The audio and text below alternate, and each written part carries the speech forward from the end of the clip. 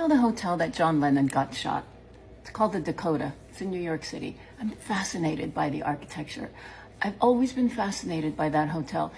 Back in 2010, I cut out a picture of that hotel, a big picture of that hotel, and I put it on one of my vision boards. A few years later, I was living in Manhattan, and I forgot about it, right? Like, this is what happens with I create vision boards all the time. I cut out things. I have journals. I have magazines. I have, you name it. I believe in cutting things out and drawing things and printing things.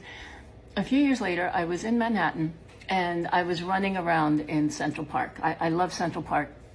I was jogging in the park.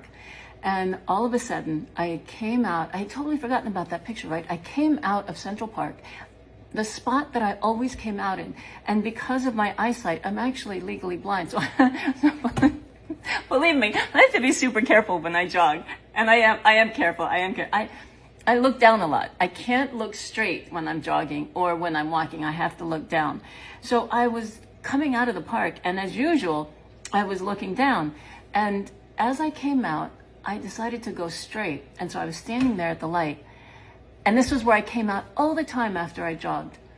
And all of a sudden, I look up and I look across, and I'm across the street from the Dakota. And I thought, oh my goodness, I've been coming out of the park because I would go in down by where I lived. I would go into another section of the park, and then I would go around and I would come out on 72nd. And I looked up. It was the exact corner that I had on my picture. It was the exact corner.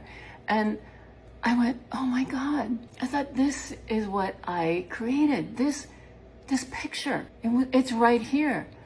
And I went to my apartment and I pulled out that picture. I folded it up or something. I pulled out that vision board. It was like all folded. It was huge, but it was all folded. I took it out and I looked at it. It was the exact, I used to come out of the park every day and come up to that building, but I didn't notice it until like a year later.